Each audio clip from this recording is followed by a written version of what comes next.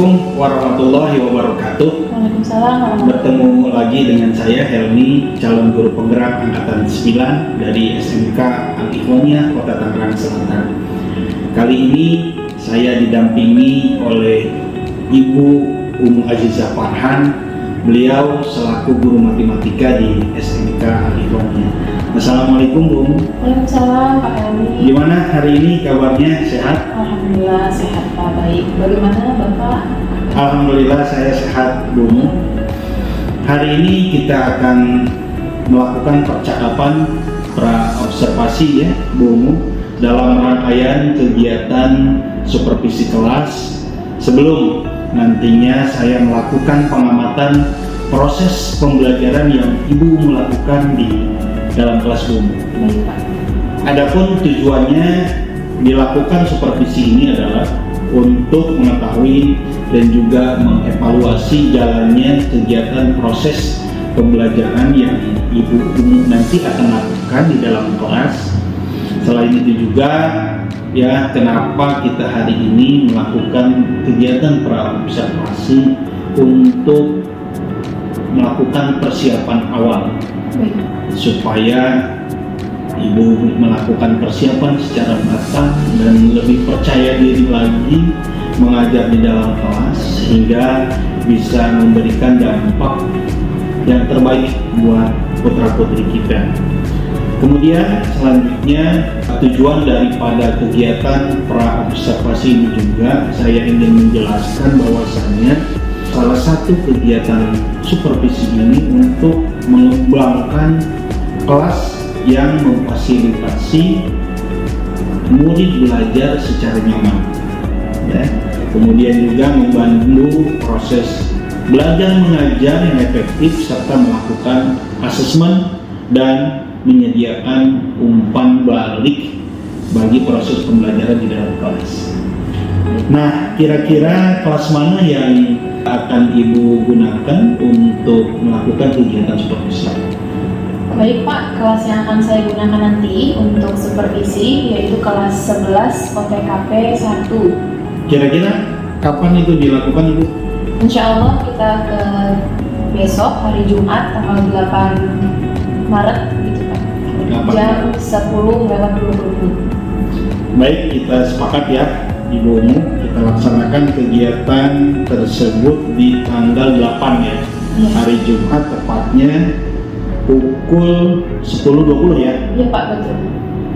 Tujuan apa yang ingin Ibu Umu capai dalam kegiatan supervisi kelas nanti? Baik Pak, secara umum tujuan yang akan saya capai di kegiatan supervisi nanti di kelas yaitu saya ingin peserta didik di kelas saya itu dapat secara aktif berdiskusi dengan teman-temannya, lalu bisa juga memanfaatkan hasil diskusinya kepada teman-temannya yang lain dengan percaya diri dan mampu menanggapi kelompok lain dengan baik Pak. Baik. Jadi kira-kira bagian mana yang nanti saya akan amati? Secara umum, yang pertama pada bagian keaktifan siswa saat berdiskusi, siswa bisa berdiskusi dengan temannya dengan baik, kemudian mempresentasikan hasil diskusinya serta menanggapi kelompok lain setelah diskusi berjalan. Namun secara khusus juga yang akan dilihat nanti kemampuan siswa untuk menularkan pengetahuannya kepada temannya yang mungkin kurang unggul begitu Pak. Jadi tumbuh empati pada siswa seperti itu. Baik, selanjutnya apa strategi yang akan Ibu Umu lakukan untuk menumbuhkan kepercayaan diri anak ya dan mampu berperan aktif dalam kegiatan berdiskusi di dalam kelas?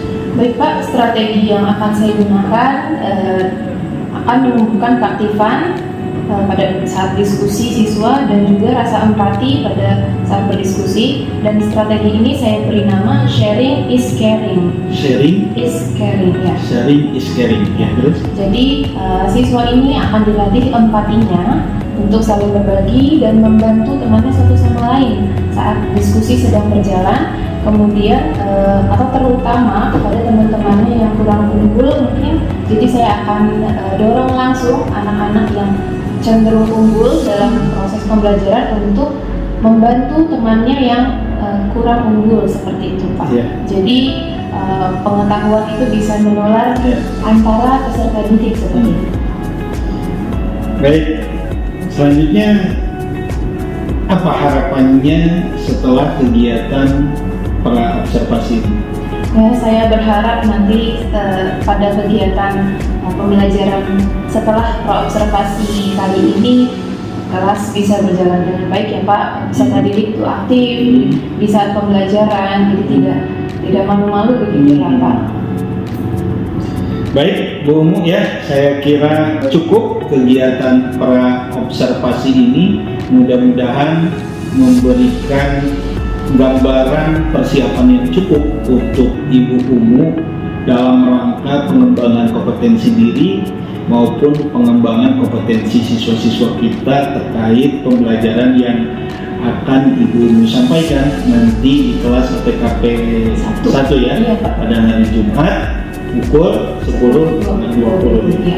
Baik, semoga bisa berjalan dengan lancar dan sesuai dengan skenario pembelajaran yang telah dibuat. Amin, amin. Terima kasih Pak. Baik, demikian percakapan pra-observasi. Kita bertemu lagi nanti di dalam kegiatan observasi kelas dan kegiatan pasca observasi kelas yang nanti juga akan didampingi oleh pengajar praktik. Sekian, wassalamualaikum warahmatullahi wabarakatuh. Waalaikumsalam warahmatullahi wabarakatuh. Terima kasih, Bung. Ya Pak. Assalamualaikum.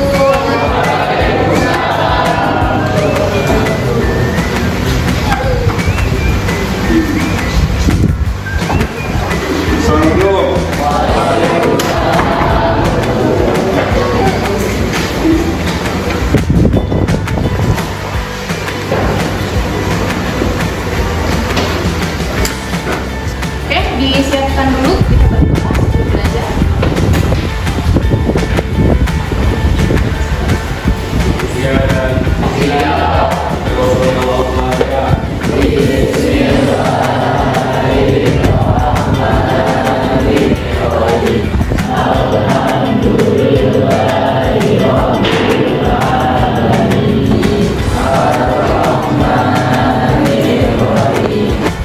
Oke, gimana kabarnya kelas 11 OTKP 1 hari ini? Nah, semoga baik semuanya ya. Sebelumnya saya akan absen terlebih dahulu. Adakah di antara teman-teman yang tidak masuk mungkin? Ada? Siapa? Oke, adik Pamungkas. Kenapa? Oh iya, tadi sakit ya katanya di WA saya. Kemudian ada lagi? Zaki. Oke. Sama Bintang. Ya, baik. Ya, semoga teman-teman kita yang kurang sehat lekas diberikan kesembuhan oleh Allah SWT. Ya. Di pertemuan sebelumnya saya sudah menginformasikan ke kalian bahwa hari ini kita belajar tentang transformasi geometri ya. Nah, khususnya tujuan pembelajaran kita untuk hari ini adalah tentang translasi ya. Jadi kita akan mengeksplor, membahas tentang translasi, kemudian sampai mengaplikasikan rumus yang ada di translasi ke dalam suatu permasalahan matematika. Seperti itu. Apa yang terlintas di pikiran kalian pas mendengar transformasi? Coba dulu. Formasi. Perubahan. Oke. Ada lagi? Perubahan. Boleh ya. Bahkan hampir benar. Oke. Sekarang di sini transformasi geometri. Transformasi geometri berarti seperti apa nih? Yang mau berbicara boleh angkat tangan. Boleh apa? Transformasi geometri. Perubahan suatu bentuk. Oke, saya coba tulis ya. Perubahan suatu bentuk. Transformasi geometri sudah hampir tepat ya oleh Aura, perubahan suatu bentuk atau perubahan letak suatu kebangun. Jadi kata kuncinya ada di kata-kata perubahan ya. Apa saja yang bisa berubah? Iya betul. Siapa tadi yang jawab? Iya ya, ya benar bentuk. Ya. Apalagi yang bisa berubah? Bentuk ya atau ukuran. Oke? Segitu untuk awalan tentang transformasi geometri. Nah sekarang saya akan menunjukkan suatu tampilan ya, kalian amati.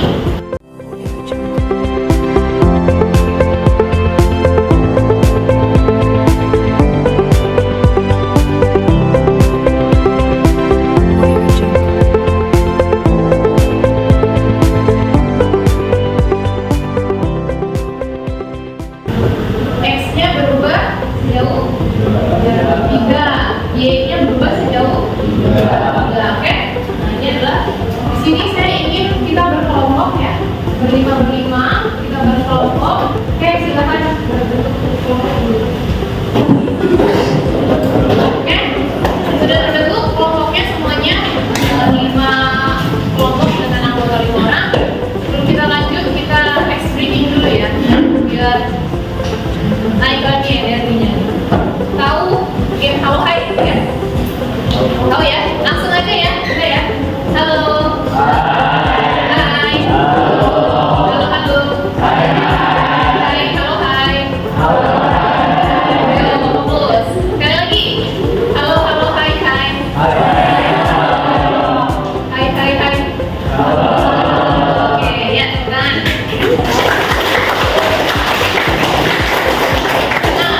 Sekarang masih di materi yang sama, translasi. Kita akan bedah ya. Tadi kita kan baru konsep secara mendasar. Kita masih pakai bahasa ke kanan ke kiri seperti itu ya.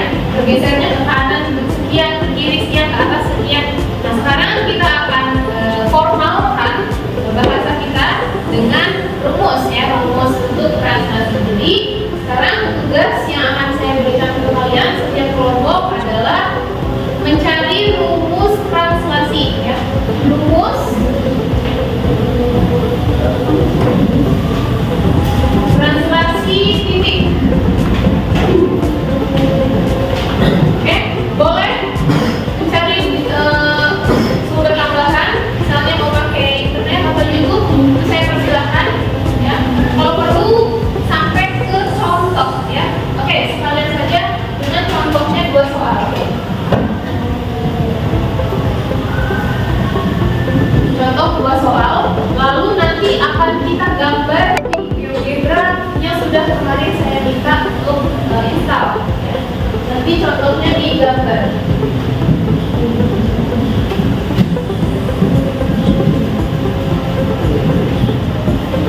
Nah, silakan berbagi tugas, ada yang mencari rumus, ada yang mencari contoh, dan ada yang menggambar di handphone yang bisa ya. Mungkin ada beberapa yang tadi saya lihat masih gagal downloadnya, jadi boleh pakai buat teman yang udah bisa. Bisa dipahami instruksi saya? Oke, selamat bekerja.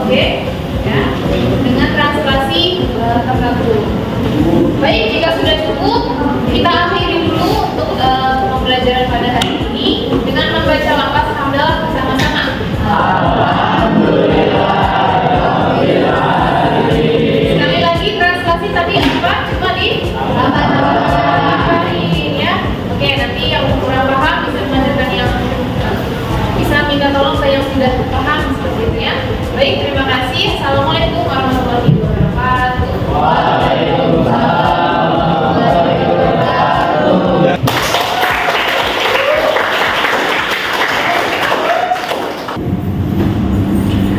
Assalamualaikum warahmatullahi wabarakatuh. Bertemu lagi dengan saya Helmi, calon guru penggerak angkatan 9 dari SMK Alifania Kota Tangerang Selatan. Alhamdulillah kita memasuki percakapan pasca observasi. Kali ini tidak hanya saya ditemani oleh rekan sejawat saya, yaitu Ibu Umu Azizah Farhan selaku guru matematika di SMK Alifania. Kali ini juga didampingi oleh pengajar praktik saya yang sangat luar biasa, Ibu Dona. Ya, terima kasih Ibu Romadona dia yang telah meluangkan waktunya untuk bisa mendampingi kegiatan supervisi akademik ini berbasis coaching. Baik, kita mulai saja. Assalamualaikum Bu Umu. Waalaikumsalam warahmatullahi. Alhamdulillah kita sudah memasuki kegiatan pasca observasi. Namun sebelumnya Bu Umu ya, saya ingin menanyakan gimana kabarnya hari ini kira-kira? Alhamdulillah Pak, luar biasa. Alhamdulillah luar biasa ya. Iya. Alhamdulillah setelah kita mengikuti rangkaian, tadi saya sudah mengamati kegiatan proses pembelajaran yang Ibu Umu lakukan di dalam kelas, khususnya di kelas 11 PTKP 1 ya. Setelah tadi melaksanakan kegiatan proses pembelajaran di dalam kelas sesuai dengan pembicaraan kita di kegiatan pra-observasi, gimana perasaan Ibu? Alhamdulillah Pak, setelah pra-observasi kemudian hari ini observasi langsung ya Pak, saya merasa lumayan lega lah Pak. Iya. Ya. Karena prosesnya juga step by step berjalan dengan lancar. Alhamdulillah. Menurut Bu Umu, apakah proses pembelajaran yang sudah berjalan sesuai dengan yang Ibu rencanakan atau tidak? Untuk proses pembelajaran yang sudah dilaksanakan tadi, saya rasa sudah cukup sesuai Pak dengan yang sudah direncanakan sebelumnya. Hal-hal apa saja yang membuat Bu Umu itu ya saya anggap merasa puas lah, atau mungkin tidak puas terhadap proses pembelajaran hari ini yang Ibu Umu lakukan? Ya baik, yang membuat saya cukup puas ya Pak, dari pertama dari langkah-langkah pembelajaran sudah sesuai harapan gitu. Kemudian respon anak-anak, progres anak-anak itu cukup signifikan Pak. Jadi mulai terlihat seperti itu anak-anak mulai aktif. Kemudian untuk yang bagian yang kurang puas gitu ya Pak, mungkin ada 1-2 anak yang memang mungkin fokusnya cepat buyar gitu Pak. Jadi harus diingatkan lagi. Kemudian juga beberapa anak yang memang kemampuan untuk menangkap gitu ya, mungkin informasi perlu bantuan seperti itu. Padahal itu bukan berarti tidak puas, tapi menjadi catatan lebih gitu bagi saya seperti itu Pak. Dari pengamatan Bu Umu terhadap proses pembelajaran tadi yang Ibu lakukan, bagaimana ketercapaian kompetensi siswa menurut Umu? Untuk ketercapaian siswa sebagian besar sudah cukup bisa mengikuti begitu ya Pak. Jadi bisa dikatakan sudah tercapai. Namun sesuai yang tadi saya katakan sebelumnya, anak-anak yang kurang fokusnya begitu ya Pak. Nah itu yang belum mungkin ya belum tercapai seperti itu Pak untuk kompetensinya, mungkin karena dia butuh bantuan lebih atau karena butuh metode yang mungkin harusnya berbeda dari teman-temannya. Berarti ada ini ya, ada beberapa siswa yang masih mengalami kesulitan. Betul. Apa yang menjadi kesulitan siswa selama proses pembelajaran tadi kira-kira? Tadi kan kita menggunakan alat peraga GeoGebra ya Pak. Memakai aplikasi sebagian anak-anak itu ada yang kurang cepat gitu untuk belajar aplikasinya seperti itu. Jadi sedikit tertinggal ketika saya memberikan instruksi lanjutan seperti itu. Jadi harus saya lihat lagi nih anak-anak yang ketinggalan, saya bantu sedikit-sedikit lah, atau saya minta temannya yang lebih sudah duluan bisa untuk bantu yang kurang bisa ini gitu, Pak. Baik, itu menurut pengamatan ibu kesulitan siswa ya, Iya, tadi ya. Pak. Nah, kalau kesulitan ibu sendiri apa kira-kira? Kesulitan saya sendiri sih dalam administrasinya mungkin ya Pak. Administrasi, ya. Terutama RPP yang betul-betul bisa memenuhi seluruh kebutuhan siswa seperti itu Pak. Karena anak-anak kita ini luar biasa beragam. Jadi untuk menyusun RPP berdiferensiasi yang utuh, mengakomodasi semua perbedaan di dalam kelas. Karena sangat beragam ya di dalam kelas ya. Betul, Pak. Apa yang akan ibu lakukan untuk menjadikan alternatif mengatasi kesulitan yang ibu sebutkan tadi? Ya, karena kesulitan saya tadi menyusun RPP ya Pak, barangkali pertama yang bisa saya lakukan bertanya kepada yang lebih mampu begitu Pak, kepada teman-teman saya yang atau guru-guru lain yang sudah lebih berpengalaman membuat RPP berdiferensiasi, kemudian juga melihat dari teman-teman atau guru-guru lain yang di internet misalnya seperti itu Pak ya. Baik Bu, hal-hal apa saja Bu yang ibu dapatkan dari kegiatan tadi?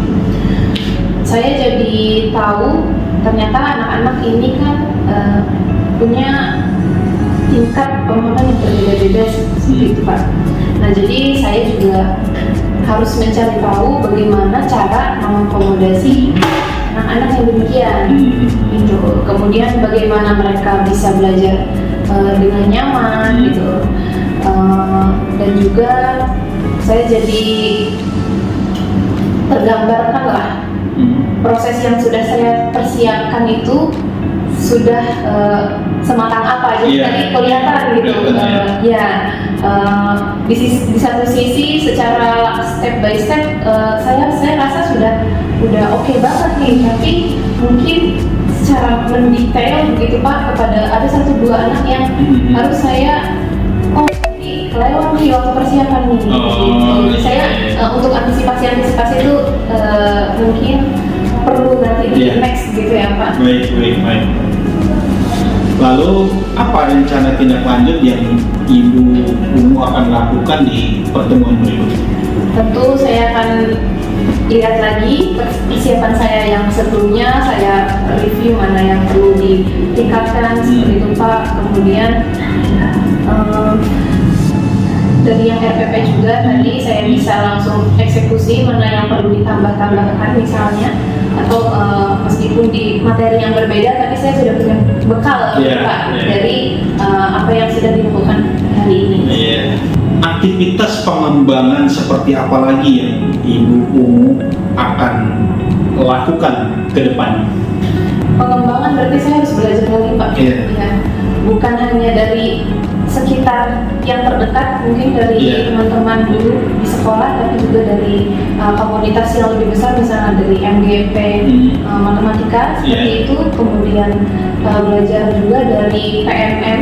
Saya sudah sedikit-sedikit mengeksplor PMM ya, jadi tinggal penerapannya ini lebih ditambah lagi. Kemudian tentang bagaimana cara membuat RPP atau modul berdiferensiasi ini.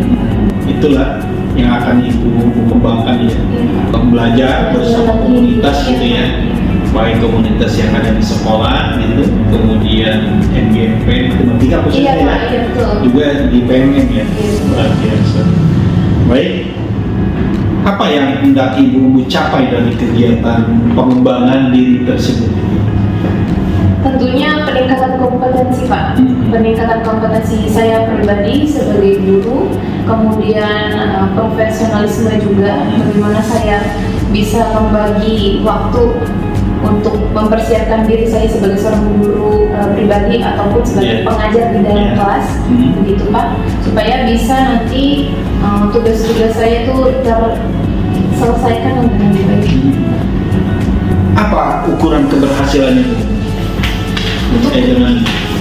Untuk ukuran keberhasilannya, selain kompetensi saya meningkat Pak, terlihat juga dari hasil belajar siswa seperti itu. Kalau kompetensi saya meningkat, saya bisa menerapkan dari dalam kelas. Saya sangat berharap kompetensi siswa juga itu meningkat secara signifikan Pak, mudah-mudahan gitu. Jadi linear ya, dari kompetensi yang kita miliki, pengalaman yang kita miliki itu akan berdampak kepada peningkatan kompetensi siswa ya. Baik. Selanjutnya Bu, pendukung apa yang Ibu persiapkan atau Ibu butuhkan untuk mencapai itu semua? Tentu dukungan dari segenap di sekolah ya Pak, mulai dari kepala sekolah, kemudian wakil, khususnya di bidang kurikulum, lalu teman-teman rekan sejawat saya di dalam komunitas juga, kemudian komunitas baik dari MGMP ataupun komunitas di dalam PMM, dan tentunya yang tidak lupa juga dukungan siswa Pak. Iya betul, bisa bekerja sama untuk mencapai apa yang tadi kita harapkan bersama-sama. Nah, dukungan siswa itu seperti apa? Mungkin dari motivasi sama semangat belajar siswa begitu ya Pak. Bagaimana mereka itu termotivasi atau semangat untuk terlibat dalam pelajaran gitu Pak. Jadi kita pun lebih ini ya. Iya, selain kita memancing siswa seperti itu untuk aktif di dalam kelas, tapi mereka juga meresponnya itu dengan baik. Ya. Dan semoga itu semua bisa membantu saya meningkatkan kemampuan dalam menyusun RPP, modul berdiferensiasi dan sosial emosional saya, sehingga berdampak untuk seluruh hari. Nanti akan coba memperbaiki lagi modul ajar yang sesuai dengan ragam karakter siswa yang ada di dalam kelas ya. Dalam hal ini modul ajar berdiferensiasi dan sosial emosional. Baik melalui tadi apa namanya? Komunitas di sekolah dan MGMP, PMM ya. Nah, kapan waktunya nih Bu untuk menjalankan hal-hal yang Ibu tadi rencanakan yang disampaikan ke saya? Insya Allah Pak, Bismillah, harusnya mulai dari sekarang. Dari sekarang dan seterusnya Pak. Baik Bu, semoga semua apa yang sedang Ibu rencanakan, akan rencanakan, semua diberi kemudahan dan kelancaran, dan seluruh sivitas akademik SMK Ikhwaniyah pun memberikan support dan dukungan kepada Ibu untuk terus mengembangkan kompetensi diri sehingga nanti bisa berdampak kepada pengembangan kompetensi siswa-siswi yang Ibu mengajar. Baik, Ibu bisa disimpulkan dari semua rangkaian kegiatan yang barusan kita lakukan percakapan. Silakan Bu.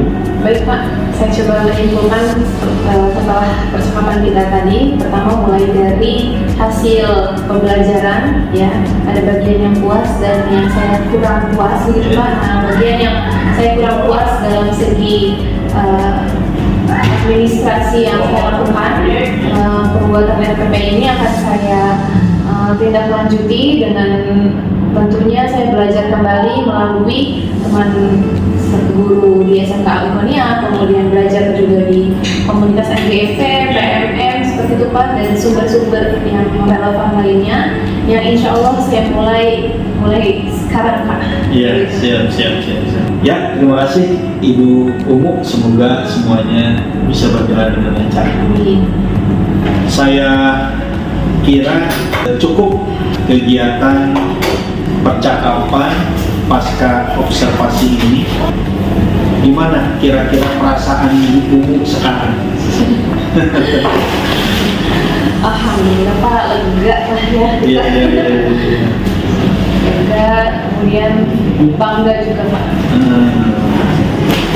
Baik, saya kira itu Bu, mudah-mudahan semuanya lancar. Demikian percakapan para observasi dalam kegiatan supervisi akademik berbasis coaching. Selanjutnya kami persilakan kepada Ibu Romadhona Diah selaku pengajar praktik untuk bisa memberikan umpan balik kegiatan yang barusan Ibu saksikan. Silakan Ibu. Terima kasih Pak Delmi dan Bu Umu ya atas coachingnya, luar biasa sekali ya. Dari yang Bapak tadi dan saya adalah Bapak sudah memberi 3 prinsip coaching, yaitu penyertaan, proses kreatif dan memaksimalkan potensi. Penyertaan tadi Bapak tidak menggurui ya, tidak menggurui, kemudian tujuan juga tadi ditentukan oleh si coach ya Pak ya, untuk dapat membuat administrasi yang modul ajar yang digitalisasi dan ASE sehingga dapat memaksimalkan potensi siswa dan pembelajaran yang disajikan ya. Dan yang kedua tadi untuk proses kreatifnya Pak Heru sudah melakukan percakapan, kemudian pertanyaan-pertanyaan yang menggali, kemudian Pak Helmi merangkum apa yang telah disampaikan oleh Koci ya, yang disebutkan Koci tentang apa yang dipermasalahkan, apa yang diinginkan, kemudian apa saja yang ingin dicapai sehingga tadi Koci menemukan solusinya sendiri. Iya kan Pak ya.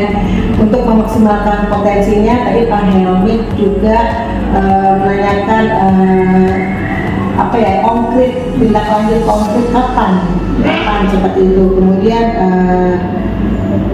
menanyakan perasaan setelah melakukan coaching tadi, perasaan ibu lega ya Bu ya. Iya. Untuk tirtanya juga sesuai dengan tirtanya ya, dari tujuan, identifikasi, kemudian rencana aksi dan sukses selalu. Terima kasih Ibu Romadhona Diah yang telah memberikan umpan baliknya yang sangat baik sekali, masukan untuk saya khususnya selaku CGP dan tentunya juga untuk rekan sejawat saya terkait dengan praktik supervisi akademik berbasis coaching. Demikian yang bisa kami sampaikan di kegiatan supervisi akademik berbasis coaching. Salam guru penggerak, tergerak, bergerak, menggerakkan. Wassalamualaikum warahmatullahi wabarakatuh. Waalaikumsalam.